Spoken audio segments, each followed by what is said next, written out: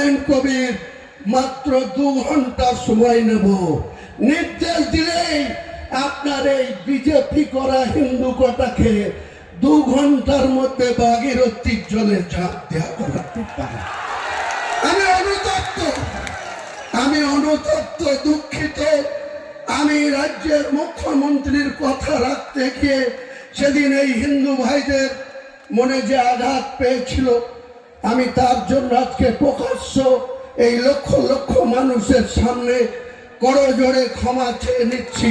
ভবিষ্যতে এরকম মিথ্যাবাদী মুখ্যমন্ত্রীর কথায় হুমায়ুন কবির আর কোনোদিন কোনো সাম্প্রদায়িক কোনো উস্কানিমূলক কথা বা কাউকে জিতানোর জন্য কাউকে আঘাত করার কথা হুমায়ুন কবির বলবে না, আপনারা ভরসা রাখতে পারে। বিক্রমে বাংলার মুক্তি সূর্য, বাংলার নবাব হুমায়ুন কবির মহাশয় আপনাদের সামনে বক্তব্য রাখছেন।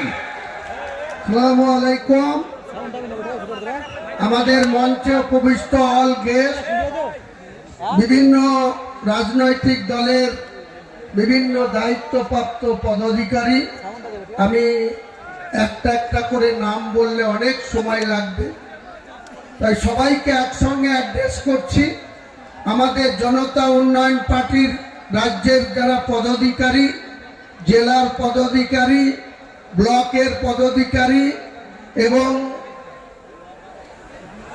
এআইএমএম মিম পার্টির রাজ্য সভাপতি ইমরান সোলাঙ্কি ভাই, অ্যাডভোকেট আদিল হোসেন সাহেব এবং আমাদের এসডিপিআই পার্টির কর্ণধার এবং আমাদের বিশেষ অতিথি আজকের দিনে আমাদের খোয়েব আমিন সাহেব, যিনি প্রদেশ কংগ্রেসের জয়েন্ট সেক্রেটারি হিসেবে রাহুল গান্ধীর দ্বারা নিযুক্ত হয়েছিলেন।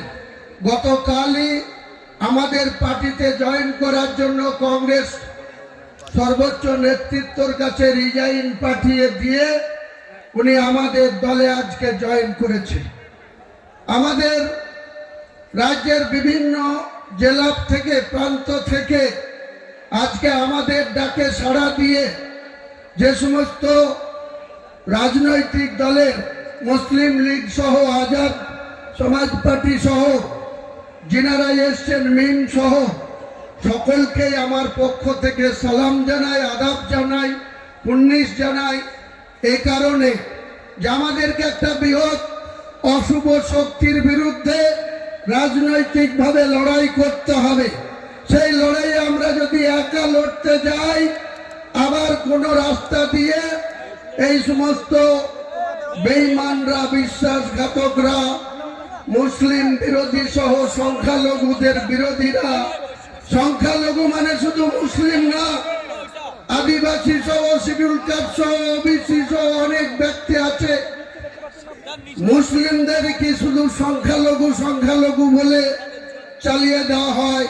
সমাজের বঞ্চিত, লাঞ্ছিত, অবহেলিত মানুষ কিন্তু সব জাতিতেই বিলং করে। তাই আমি বলবো যে আমরা যে লড়াইয়ে ডাক দিয়েছি, আমি নিজে কাউকে অহংকার দেখাই না, কিন্তু অহংকারও আমি বরদাস্ত করি না। আমি নিজে যেমন কাউকে অহংকার দেখাই না, কোন ব্যক্তি যদি আমার সাথে অহংকার দেখায়, তার অহংকারের কিন্তু আমি মোকাবেলা করার জন্য প্রস্তুত থাকি।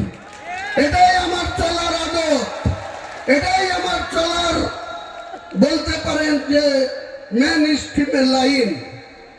কেন আজকে আমাকে সাসপেনশন বিধায়ক 69 ভরতপুর বিধানসভায় যখন 2021 সালের পশ্চিমবাংলার তৃণমূল কংগ্রেসের বিধায়কদের 294 মধ্যে 3টে সিট দার্জিলিং এ ছেড়ে রেখে 291 প্রার্থী তালিকা করেছিল, তখন এই হুমায়ুন কবিরের হোম সিট রেজিনগর বাদ দিয়ে তাকে 69 ভরতপুরে পাঠানো হয়েছিল। এই দলটা একবারে অঞ্চল থেকে, বুথ লেভেল থেকে, ব্লক লেভেল, জেলা লেভেল, রাজ্য স্তরে পর্যন্ত দ্বন্দ্ব আর বিভাজন আর তোলাবাজি করার দল। এই দলটার কোন নিয়ম শৃঙ্খলা কেউ মানে না, একটাই পোস্ট, বাকি সব ল্যাম্প পোস্ট।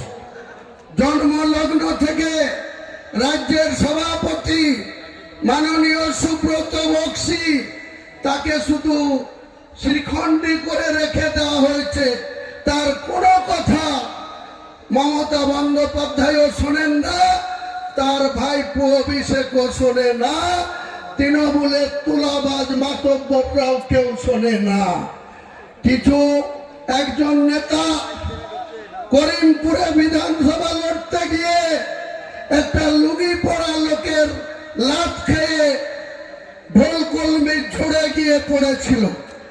সেই নেতাকে নজরুল মঞ্চে তৃণমূল কংগ্রেস জয়েন করিয়ে 1 মিনিটের মধ্যে সহ সভাপতি করে দিল। তার কাজ হচ্ছে তৃণমূল ভবনে বসে বসে তোলাবাজি করা, কমিশন খাওয়া।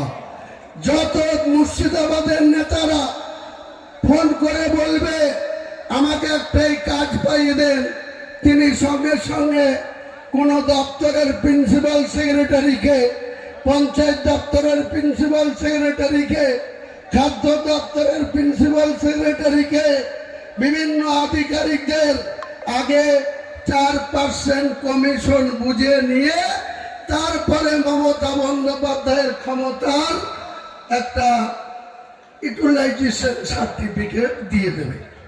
তা আমরা বলতে চাই, বাংলার মানুষ আপনারা বহু আশা নিয়ে, আমরা বহু আশা নিয়ে 34 বছরের যে সরকার চলত, শুরুতে তারা অনেক ভালো কাজ করেছিল জ্যোতিবাবুর নেতৃত্বে।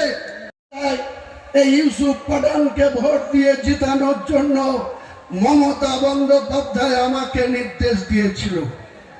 তার নির্দেশ কার্যকরী করতে গিয়ে আমি হিন্দু সমাজের মানুষকে বলেছিলাম 1 মে 2024 সন্ধ্যা 7টায়। তার আগে 30 আর করে এসে মমতা ব্যানার্জি হেলিকপ্টার নিয়ে বড়ুয়া কিষাণ মান্ডির মাঠে নেমে আমাকে ডেকে বলেছিল যে হুমায়ুন, আজকের দিনে আমার কাছে খবর আছে অধীর চৌধুরী আবার জিতে যাচ্ছে, ইউসুফ পাঠান হেরে যাচ্ছে, মোহাম্মদ সেলিম জিতে যাচ্ছে, আবু তাহের খান হেরে যাচ্ছে, তুমি একটা কিছু করো। আমি বলেছিলাম দিদি, আপনি জেলার সাংগঠনিক সভাপতি করে রেখেছেন কাদির বিধায়ক অপূর্ব সরকার, আপনি জেলার চেয়ারম্যান করে রেখেছেন রেজিনগরের বিধায়ক রবিউল আলম চৌধুরী, তাদেরকে বলুন আপনার প্রার্থীকে জেতাবে, আমাকে কেন বলছি? তখন বলেছিল যা হবার হয়েছে, তুমি কেবল, আমি ইউসুফের বাবা মাকে কথা দিয়ে বরোদা থেকে, গুজরাট থেকে বহরমপুরে নিয়ে এসেছি, তুমিই পারবে, তোমার কথা মুর্শিদাবাদের মানুষ শুনে। তাই যখন তুমি ছিল না তখন আমি 2001 সালে একটা পেয়েছিলাম, যখন তুমি ছিল না 2016-তে আমি 4টে পেয়েছিলাম, যখন তুমি আমার সঙ্গে ছিল 22-এর মধ্যে 20টা পেয়েছি। কাজেই তোমাকে এটা করতে হবে। তাই সেদিন আমি যোগী আদিত্যনাথ যেভাবে মুসলমান সম্প্রদায়ের লোককে উল্টো করে টাঙিয়ে সিধা করার কথা বলেছিল, তার 24 ঘন্টার মধ্যে আমি বলেছিলাম যোগী আদিত্যনাথজি, এটা ইউপি না, এটা বাংলার মুর্শিদাবাদ। মুর্শিদাবাদে আমরা বসবাস করি, আমরা কোনো সাম্প্রদায়িক রাজনীতি করিনি, কোনোদিন করব না। কিন্তু আপনি যদি মুর্শিদাবাদের মাটিতে দাঁড়িয়ে আমাদেরকে উল্টো করে টাঙিয়ে সিধা করতে চান, আমি হুমায়ুন কবির মাত্র 2 ঘন্টা সময় নেব। নির্দেশ দিলেই আপনার এই বিজেপি করা হিন্দু কটাকে 2 ঘন্টার মধ্যে ভাগীরথীর জলে ঝাঁপ দেওয়া করতে পারে। আমি অনুতপ্ত, দুঃখিত। আমি রাজ্যের মুখ্যমন্ত্রীর কথা রাখতে গিয়ে সেদিন এই হিন্দু ভাইদের মনে যে আঘাত পেয়েছিল, আমি তার জন্য আজকে প্রকাশ্য এই লক্ষ লক্ষ মানুষের সামনে করজোড়ে ক্ষমা চেয়ে নিচ্ছি। ভবিষ্যতে এরকম মিথ্যাবাদী মুখ্যমন্ত্রীর কথায় হুমায়ুন কবির আর কোনোদিন কোনো সাম্প্রদায়িক কোনো উস্কানিমূলক কথা বা কাউকে জিতানোর জন্য কাউকে আঘাত করার কথা হুমায়ুন কবির বলবে না, আপনারা ভরসা রাখতে পারেন।